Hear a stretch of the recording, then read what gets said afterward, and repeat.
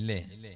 എത്രമാ ആണിങ്ങ വാതര സദസ്സിൽ പോയെങ്കില് സംഭാവന തണ്ടാണ്. കുർസു എതിർല് വെച്ചിട്ട് ലാസ്റ്റ് കയ്യിലെ പൈസ തന്നിട്ട് ദ്വാരപ്പാട്ടേണ്ടൊന്നുണ്ട്. ലാസ്റ്റ് ഒരു 500 100 അപ്പം മെല്ലെ മുട്ട വിളിച്ചിട്ട് കാതിൽ ചൊല്ലുന്നതിനൊന്നുണ്ട.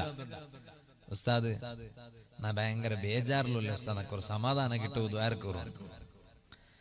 നോക്കുമ്പോ നങ്ങബേരിക്കടെ ഓണമീത്ത കടകെട്ടാക്കിയിട്ട് അലക്ക കുടുങ്ങി പോയിടാ, എവിടെയെങ്കിലും പൈസ ബിസിനസ് കിട്ടിട്ട് അലക്ക മുങ്ങി പോയിടാ, അങ്ങനെ അതല്ല ടെൻഷൻ.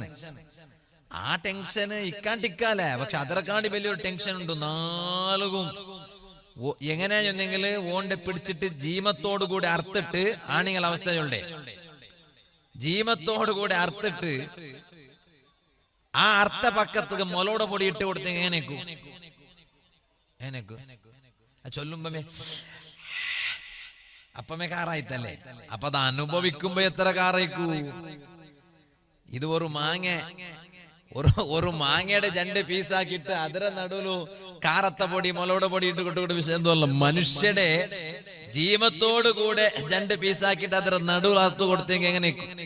അതുകൊണ്ട് ജീമ പോയിട്ട് ഇക്കാലെ ഒരു ഭാഗമേ ജീമത്തു നിങ്ങൾക്ക് ഇപ്പൊ ജീമ 2 ഭാഗമാക്കി 3 പിന്നെ ജീമ ഇക്കുവാണ്ട് കൈയുടെ ഒരു ഭാഗം മാത്രം 2 ഭാഗം കുറവിരിക്ക. കൈയുടെ ഭാഗം അതൊക്കെ ജീമ പോവാട്ട വേണ്ട.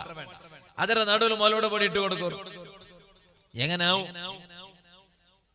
എങ്കിൽ അതറെ കാട്ടി ആറാ ഉമ്മ പെങ്ങന്മാരെ, ആണിങ്ങളെ ഇണ്ടത്തെ ഏറ്റവും വലിയ ദർദും ഏറ്റവും വലിയ നൊമ്പലെന്തരം ഒന്നുണ്ടാ. ഔത്തുൽ അങ്ങനെ ഉമ്മും അങ്ങനെ പെഞ്ഞിമാറും തമ്മിൽ സമയില്ല എന്നുണ്ട്. എത്രേ വാതു ചൊന്നിട്ട് സമായതും ഉണ്ടു, ഇല്ലാണ്ടല്ല. ആയെങ്കും കൊറേ മർമ്മക്കമാർ ചൊണ്ടാർ ഉസ്താദ് എന്തിരേണ്ടു കൊന്നില്ല. അയിമടെ കാണുമ്പോ നക്ക് ഏറ് ഉസ്താദ് വരന്തു ഏറ്. ആരെ കാണുമ്പോ? മാപ്പിളയുടെ ഉമ്മടെ കാണുമ്പോ നക്ക് ഏറ്. അയി മാത്രം അപ്പുറം ചൊല്ലു, അയിമ ചൊല്ലു, മാപ്പിളയുടെ ഉമ്മ ചൊല്ലേ. അവളുടെ കാണുമ്പോ ഉസ്താദ് നക്ക് നിങ്ങക്കൂ നക്ക് എന്തിരേണ്ടെ ചൊല്ലു ഇപ്പൊ കിട്ടില്ല.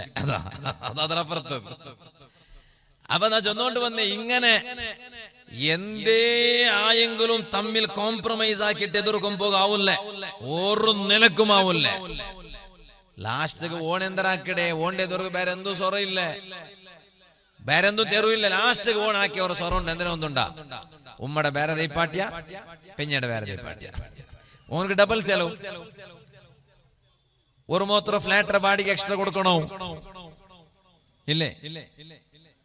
ഓ ഉമ്മമാരെ, ഓ നണ്ട ബാലകെ കിട കുപ്പെട്ടിയിലും കുപ്പെട്ടിയുടെ ആസുപാസുലുള്ള പെങ്ങന്മാരെ, എത്രേ നോക്കിയെങ്കിലും ആവുല്ല കൈമട കാണുമ്പോ ഏറിണ്ട് ചൊല്ലുടെ മർമ്മക്കമാരില്ലേ. സ്വന്തം ഭർത്താവിന്റെ ഉമ്മാനെ കാണുമ്പോ അതേ എനിക്ക് നിക്കാ കളിയില്ല എന്ന് പറയുന്ന ചില മരുമക്കളില്ലേ. ഇതുപോലെ തന്നെ മകന്റെ ഭാര്യയെ കാണുമ്പോ എന്തെല്ലാം ചെയ്യാൻ തോന്നിപ്പോകുമെന്ന് പറയുന്ന ഭർത്താവിന്റെ ഉമ്മമാരില്ലേ. പറയട്ടെ, നിങ്ങൾക്കിടയിൽ നല്ല കാരുണ്യമുണ്ടാകണം. ഓ അമ്മായിമാനെ കാണുമ്പോ മരുമക്കൾക്ക് സ്നേഹം തോന്നണം. മരുമക്കളെ കാണുമ്പോൾ അമ്മായിമാക്കും സ്നേഹം തോന്നണം. അതിന് ഏറ്റവും ഉപകാരപ്രദമാകുന്ന അല്ലാഹുവിന്റെ പേരാണ് യാ റഹീം, യാ റഹീം. ആ യാ റഹീം എന്ന അല്ലാഹുവിന്റെ നാമം ധാരാളം അധികരിപ്പിക്കണം.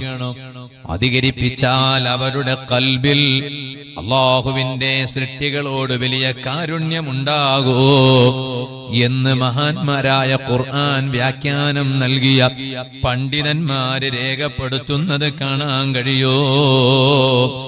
എന്തിനേറെ പറയണം, എല്ലാ ദിവസം യാ റഹീം ചൊല്ലുക. എന്നും ഞാൻ എന്റെ വാല് കേൾക്കുന്ന ഉമ്മമാരോട് പറയട്ടെ, എന്റെ വാല് കേൾക്കുന്ന സഹോദരിമാരോട് പറയട്ടെ, വീട്ടിൽ എപ്പോൾ നോക്കിയാലും പെണ്ണുങ്ങളാകുന്ന സ്ത്രീകളാകുന്ന നിങ്ങൾക്കിടയിൽ എപ്പോഴും ഒരു കുഴപ്പമാണ്, നിങ്ങൾക്കിടയിൽ ഒരു ഐക്യമില്ല എന്ന് കണ്ടാൽ അത് നിങ്ങൾക്ക് ജീവിതത്തിൽ സമാധാനം തന്നെ നഷ്ടപ്പെടുത്തി കളയുന്നതാണ്. നിങ്ങളെ വീട്ടിലുള്ള ബറക്കത്തിനെ നഷ്ടപ്പെടുത്തി കളയുന്നതാണ്. അതുകൊണ്ടാണ് ഞാൻ നിങ്ങളോട് പറയുന്നത്, മഹാന്മാരായ പണ്ഡിതന്മാര് പറഞ്ഞു, എല്ലാ ദിവസവും ഒരു 100 തവണ യാ റഹീം യാ റഹീം, അല്ലാഹുവിന്റെ പേരാകുന്ന യാ റഹീം എന്ന പേര് എല്ലാ ദിവസം ഒരു 100 തവണ പതിവാക്കിയാൽ ഇന്ന് ചൊല്ലിയിട്ട് നാളെ ചൊല്ലാതിരിക്കലല്ല, എന്നും അതൊരു മരുന്ന് പോലെ എന്നും ഒരു 100 തവണ ജീവിതത്തിൽ നിത്യമാക്കിയാൽ കാന ലഹു ദാലിക, ഈ പറഞ്ഞ അല്ലാഹുവിന്റെ അടിമകളോട് മനസ്സിൽ വലിയ കാരുണ്യമുണ്ടാവുക എന്നത് ആ മനുഷ്യനിലുണ്ടാകും കേട്ടോ. അത് യാ റഹീം എന്നതിന്റെ പ്രത്യേകതയാണ്. അത് അമ്മായിമ്മമാര് എന്നും 100 തവണ ചൊല്ലണം. ഇതുപോലെ അമ്മായിമ്മമാരോട് ഖൽബിൽ സ്നേഹമുണ്ടാകാനും കാരുണ്യമുണ്ടാകാനും മരുമക്കള് ചൊല്ലേണ്ടതാണ്. ഇനി കൃഷി ചെയ്യുന്നവരില്ലേ, കുപ്പട്ടിലുള്ള കൃഷിയുടെ ആൾമാരല്ലേ ഇല്ലേ? കൃഷിയുള്ള ഒന്ന് കൈവച്ച് ബർക്കത്ത് അതുവാർക്കണേ. ജണ്ടാൽ മാത്രമാ മെയ് അങ്ക് മാത്രം ബർക്കത്ത്. ഫസ്റ്റ് ജണ്ടാൽ മാത്രം പോയിട്ട് ബാക്കി എന്തെങ്കിലും പേർച്ചാർക്കണ്ട് ഇപ്പമേ പൈസ കേക്കുറാക്കിട. ഇപ്പൊ കേക്കില്ല, വാദർ ലാസ്റ്റ്. ഇപ്പൊ കേട്ടെങ്കിൽ പിന്നെ വാദർ ലാസ്റ്റ് കേൾക്കുന്നത്. അപ്പൊ ജണ്ടാൾ മാത്രം വഹിച്ച പിന്നെ കൈ വഹിച്ചെങ്കുവാർക്കിട ചെല്ലുമ്പോ അൽഹംദുലില്ലാ എല്ലാരും വഹിച്ചാർ. അല്ലോ അപ്പൊ എത്ര കൃഷിയുടെ ആൾമാരുള്ളാറ്, അഗ്രികൾച്ചറുടെ ആൾമാർ. അല്ലാഹു തആല ആ കൃഷിയുടെ ആൾമാർക്ക് എല്ലാം അല്ലാഹു തആല വലിയ ബർക്കത്ത് കൊടുക്കട്ടെ അല്ലേ. കുപ്പെട്ടിക്ക് ചമ്മ പ്രത്യേകത ഉണ്ടു. ഉപ്പാടെ ഉസ്താദ് ചൊന്നില്ലേ, ചമ്മ ആലിമീങ്ങ ഉള്ള റായ കുപ്പെട്ടി ചൊല്ല റായ, ചമ്മ ആലിമീങ്ങ. ഈ റായത്തിൽ ചമ്മ ഉസ്താദുമാറുള്ള ഇപ്പം ചമ്മ മുത്താലിമീങ്ങ പർത്തുറമൂത്ത് പോയി പഠിക്കടങ്ങ ഉള്ളാറ്. അൽഹംദുലില്ലാ ഞങ്ങളെ ഉടരെ പള്ളിയിലും ദർസിൽ പഠിച്ചുകൊണ്ടുള്ള ഉള്ളാറ്. അങ്ങനെ ചമ്മ പ്രത്യേകതര കൂട്ടത്തിൽ ഒന്നു. പിന്നെ ചമ്മ കൃഷി ആക്കടാൽമാറുള്ള. അങ്ങെല്ലാരും ശ്രദ്ധിക്കുക വേനായിട്ട് ചൊല്ലേ. ഇമാം സുഹ്റവർദി റളിയല്ലാഹു അൻഹു ചൊല്ല വലിയ മഹാനുണ്ടു. ആ മഹാന ജന്തുവോ കൃഷി നടത്തിടാൽമാരെ,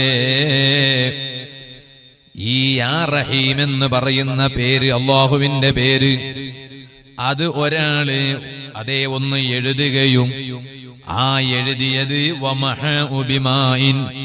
വെള്ളം ഉപയോഗിച്ചിട്ട് ആ എഴുതിയ എഴുത്തിനെ മായ്ച്ചു കളയുകയും എന്നിട്ടോ ആ വെള്ളം കൊണ്ടുവന്ന് ഒരു വൃക്ഷം, ഒരു മരമുണ്ടല്ലോ, ആ മരത്തിന്റെ മുരടിൽ അങ്ങ് ഒഴിച്ചു കൊടുത്താൽ ആ കൃഷിയിലൂടെ ഉണ്ടാകുന്ന പഴങ്ങളിൽ, ആ ഉൽപ്പന്നങ്ങളിൽ വലിയ ബറക്കത്ത് പ്രകടമാകും കേട്ടോ. അതിൽ വലിയ ബറക്കത്ത് പ്രകടമാകും. ബറക്കത്തുണ്ടാകൂന്ന് മാത്രല്ല, ആ ഉണ്ടാകുന്ന ബറക്കത്ത് എടുത്ത് കാണും, പ്രകടമാകും. ബഹുമാനപ്പെട്ട ഇമാം സുഹ്റവർദി റളിയല്ലാഹു അൻഹു പറയുകയാണ്. ഇരിക്കട്ടെ, ഞാൻ പറഞ്ഞു വന്നത് ആ അല്ലാഹു തആല ഇറക്കിയ ഗ്രന്ഥമാണ് ഖുർആൻ എന്ന് പറഞ്ഞതിന് ശേഷം ഖുർആനിൽ അല്ലാഹു തആല പറയുകയാണ്, ലിതുൻദിറ ഖൗമൻ മാ ഉൻദിറ ആബാഹും. ഈ ഖുർആൻ എന്തിനുള്ളതാണ്? അത് ജനങ്ങൾക്ക് വാർണിംഗ് നൽകാനുള്ളതാണ്, ജനങ്ങൾക്ക് താക്കീത് നൽകാനുള്ളതാണ്. ചോദിക്കട്ടെ, കരളിന്റെ കഷ്ണങ്ങളായ ചെറുപ്പക്കാരെ, ഇവിടെ യജമാനനായ റബ്ബിനെ മറന്ന് ജീവിക്കാൻ എന്നെ കൊണ്ട് കഴിയുമോ? നിങ്ങളെ കൊണ്ട് കഴിയുമോ? ആ റബ്ബിന് ധിക്കാരം കാണിച്ച് നടക്കാൻ കഴിയുമോ? ഒരിക്കലും കഴിയില്ലല്ലോ.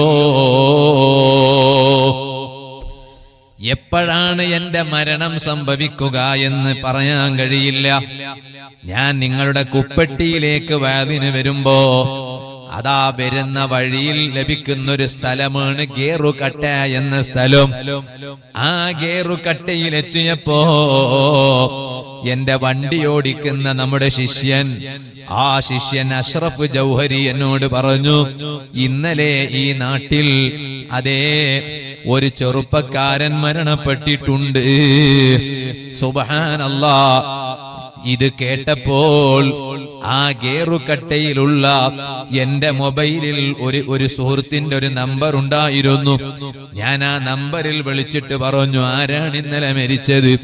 അപ്പൊ ഈ സുഹൃത്ത് പറഞ്ഞു, എന്റെ ഒരു സ്നേഹിതനാണ് ഉസ്താദേ, SSFന്റെ പ്രവർത്തകനാണ്. ഇത് കേട്ടപ്പോൾ SSF അത് നമ്മുടെ സംഘടനയാണ്, അത് എന്റെ സംഘടനയാണ്, ഞാനും ഒരു SSF കാരനാണ്. ആ SSFന്റെ നമ്മുടെ ഒരു പ്രവർത്തകൻ മരിച്ചു എന്ന് കേട്ടപ്പോ അതും അതിന്റെ മുന്നിലൂടെ വിട്ടുകിടക്കുന്ന സമയമാണ്. ഞാൻ ആ വീട്ടിൽ ഒന്ന് കയറിയിട്ട് ആ ചെറുപ്പക്കാരന്റെ പ്രവർത്തകന്റെ മഗ്ഫിറത്തിന് വേണ്ടി റബ്ബിനോട് ദുആ ചെയ്തിട്ടില്ലെങ്കിൽ SSFന്റെ ത്രിവർണ പതാക ഞാൻ എന്റെ കയ്യിൽ പിടിച്ചിട്ട് വല്ല കാര്യമുണ്ടോ? ചെറുപ്പക്കാരെന്തിനാണ് SSFൽ പ്രവർത്തിക്കുന്നത്? മുതഅല്ലിമുകൾ വഅദ് പറയുമ്പോ സദസ്സിൽ അവരെ ഓർത്ത് ദുആ ചെയ്യാനല്ലേ, ആലിമീങ്ങൾ ദുആ ചെയ്യാനല്ലേ, തങ്ങന്മാര് ദുആ ചെയ്യാനല്ലേ. ഞാൻ അവിടെ ഈ സ്നേഹിതനെയും കൂട്ടിയിട്ട് ഞാൻ ആ ചെറുപ്പക്കാരന്റെ വീട്ടിൽ പോയി. ഒരു പാവപ്പെട്ട ഒരു മനുഷ്യന്റെ വീടാണത്. സുബ്ഹാനല്ലാഹ്. ഓ കരളിന്റെ കഷ്ണങ്ങളായ യുവാക്കളെ, എന്റെ വാദ കേൾക്കുന്ന യുവതികളെ, ആരോഗ്യത്തിന്റെ പേരിൽ ഇവിടെ ആർക്കെങ്കിലും അഹങ്കരിക്കാൻ വകുപ്പുണ്ടോ? തരക്കേടില്ല എന്ന് ചിന്തിക്കാൻ വകുപ്പുണ്ടോ? എന്തേ കാരണം? ഞാൻ ചോദിച്ചു, എങ്ങനെയാണ് ഈ ചെറുപ്പക്കാരൻ മരിക്കുന്നത്? പേര് മുസ്തഫ എന്നാണ്. നോക്കുമ്പോ നിങ്ങളെ പരിസരത്ത് കല്ലേരിയിൽ മീൻ കച്ചവടം നടത്തുന്ന ഒരു ചെറുപ്പക്കാരനാണ് എന്നാണ് അറിയാൻ സാധിച്ചത്. ഏകദേശം 22ന്റെ അടുത്ത് പ്രായമുള്ള ഒരു ചെറുപ്പക്കാരനാണ്. അപ്പൊ ഞാൻ ചോദിച്ചു, എങ്ങനെയാണ് മരിക്കുന്നത്? ഉസ്താദേ, ഈ കൂട്ടുകാരനോട് പറഞ്ഞു, രാത്രി കിടന്നുറങ്ങിയതാണ്, ഉറക്കത്തിൽ തന്നെ മരണപ്പെട്ടുപോയി. ചോദിക്കട്ടെ, കുപ്പട്ടിയിലെ എന്റെ വാലിന്റെ സദസ്സിലിരിക്കുന്ന എന്റെ അനുജന്മാരോട്, എന്റെ ജേട്ടന്മാരോട്, ഇന്നലെയും വാല് കഴിഞ്ഞു വന്ന് ഞാൻ എന്റെ വീട്ടിൽ കിടന്നുറങ്ങിയിട്ടുണ്ട്. ഇന്നും ഞാൻ എന്റെ വാല് കഴിഞ്ഞ് വീട്ടിൽ പോയി കിടക്കാൻ ഉദ്ദേശിച്ചിട്ടുണ്ട്. ഇന്നലത്തെ വാല് കഴിഞ്ഞ് ഞാൻ എന്റെ വീട്ടിൽ പോയി കിടന്നപ്പോ സുബഹിക്ക് ഞാൻ ഉണർന്നിട്ടുണ്ട്.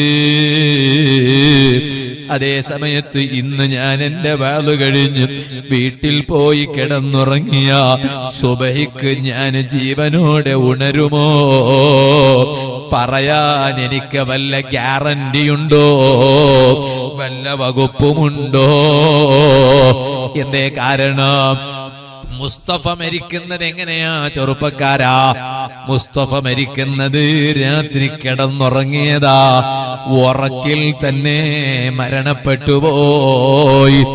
ഈ കൂട്ടുകാരോട് ഞാൻ ചോദിച്ചു, അവന് വല്ല അസുഖവും ഉണ്ടായിട്ടുണ്ടോ? ഇല്ല ഇല്ല, ഒരു ചെറിയ അസുഖം പോലും ആ ചെറുപ്പക്കാരൻ ഇല്ല. ഒരു അസുഖം പോലും ഇല്ലാത്ത ചെറുപ്പക്കാരൻ. സുബ്ഹാനല്ലാഹ്.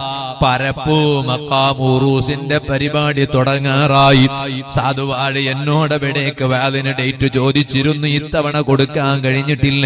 അള്ളാഹു ആ പരിപാടിയും ഈ പരിപാടിയും റബ്ബിന്റെ പൊരുത്തത്തിന് വേണ്ടി നടത്തുന്ന മത്സരത്തിനല്ല, മാത്സര്യ ബുദ്ധിയിലല്ല, ഇഖ്ലാസോടുകൂടെ റബ്ബിന്റെ ദീനിന് ഉപകരിക്കണമെന്ന് കരുതി റബ്ബിന്റെ പൊരുത്തത്തിന് വേണ്ടി മാത്രം നടത്തുന്ന മുഴുവൻ പരിപാടികൾ അല്ലാഹു അവന്റെ ബറക്കത്തിലാക്കി തരട്ടെ. ആ പരപ്പ് ഉറൂസ് പരിപാടിയുടെ പ്രവർത്തനങ്ങളിൽ സജീവമായി. സുബ്ഹാനല്ലാഹ്. എന്നിട്ട് കൂട്ടുകാർ പറയാണ്, അതിനു വേണ്ടി അവിടെ നിന്നിങ്ങനെ കുറെ പ്രവർത്തിച്ചു. വെള്ളിയാഴ്ച രാവല്ലേ ഇന്നലത്തെ രാത്രി, വെള്ളിയാഴ്ച രാവ് സ്വലാത്തുണ്ടായിരുന്നു. ആ സ്വലാത്തിൽ വന്നു, സ്വലാത്തിന്റെ ശീരണി വാങ്ങി, ശീരണി കഴിച്ചു. ഒന്നിച്ചു കൂട്ടുകാര് ശീരണി കഴിക്കുന്ന വീഡിയോ കൂട്ടത്തിൽ ഒരു ചെറുപ്പക്കാരന്റെ മൊബൈലിൽ ഉണ്ടായത് എനിക്ക് കാണിച്ചു തന്നു. ചിരിച്ചിട്ടിങ്ങനെ ശീരണി കഴിക്കുകയാണ്. ആ ബറക്കത്തിന്റെ ശീരണി കഴിച്ചിട്ട് പോയിട്ട് രാത്രി കിടന്നുറങ്ങിയതാ. ഇടക്ക് 1 മണിക്ക് ഉണർന്നു എന്നാ കേട്ടത്. ഉണർന്നപ്പോ ആ ചെറുപ്പക്കാരൻ ചെയ്ത ഒരു കാര്യം എന്താണെന്നറിയുമോ? ഉമ്മ കിടക്കുന്ന സ്ഥലത്തങ്ങ് പോയി. ഉമ്മ കിടക്കുന്ന സ്ഥലത്തങ്ങ് പോയി. സർവ്വ യുവാക്കളെ കേൾക്കാൻ വേണ്ടി ഞാൻ പറയാണ്, ആ ചെറുപ്പക്കാരൻ മുസ്തഫ എന്താ ചെയ്തത്? ഇത് എന്നോട് പറഞ്ഞതട്ടോ ഞാൻ കേട്ടത്. അവർ മുസ്തഫാന്റെ ഉമ്മ, ആ ഉമ്മ കിടക്കുന്ന അടുത്ത് പോയി, ഉറങ്ങുന്ന സ്ഥലത്ത് പോയി. മുസ്തഫാന്റെ കയ്യിലുള്ള മൊബൈലിന്റെ ലൈറ്റ് ഉമ്മാന്റെ മുഖത്തേക്ക് അങ്ങ് കാണിച്ചു. ഉമ്മാന്റെ മുഖത്തേക്ക് നോക്കിയിട്ട് കുറെ നേരം ചിരിച്ചു. എന്നിട്ട് വീണ്ടും വന്നിട്ടതാ കിടന്നുറങ്ങുകയാണ്. ആ 2ാം ഘട്ടത്തിൽ ഉറങ്ങിയ മുസ്തഫ പിന്നെ ഉണരുന്നില്ല, എണീക്കുന്നില്ല. കാരണം പടച്ച റബ്ബിന്റെ തീരുമാനമാണ്. അതേ ഉറക്കിൽ തന്നെ മരിക്കണം. ഖുർആനിൽ അല്ലാഹ് പറഞ്ഞതല്ലേ. അതുകൊണ്ടല്ലേ ചെറുപ്പക്കാരാ, രാത്രി കിടന്നുറങ്ങുമ്പോ ബിസ്മിക റബ്ബി വളഅതു ജംബി അല്ലാഹുമ്മ ഇൻ അംസക്ത നഫ്സി ഫർഹംഹാ വഇൻ അർസൽതഹാ ഫഹ്ഫൽഹാ ബിമാ തഹ്ഫളു ബിഹി ഇബാദക സ്സാലിഹീൻ എന്ന ദിക്ർ ചൊല്ലിയിട്ട് കിടന്നുറങ്ങണം എന്ന് ലോകനേതാവായ നബി മുഹമ്മദുർ റസൂലുള്ളാഹി സല്ലല്ലാഹു അലൈഹി വസല്ലം തങ്ങൾ പഠിപ്പിച്ചത് വെറുതെയല്ലല്ലോ. അതേ ഉറക്കിൽ എത്രയോ ആളുകളുടെ റൂഹങ്ങ് പിരിഞ്ഞു പോകുമെന്ന് പരിശുദ്ധ ഖുർആനിൽ അല്ലാഹ് പറഞ്ഞതാണല്ലോ. ഇരിക്കട്ടെ, ഞാനിപ്പോൾ അതിലേക്ക് കടക്കുന്നില്ല. ഞാൻ പറഞ്ഞു വന്നത്, ഇതുപോലെയുള്ള മരണം എനിക്കും നിങ്ങൾക്കും പാഠമാണ്.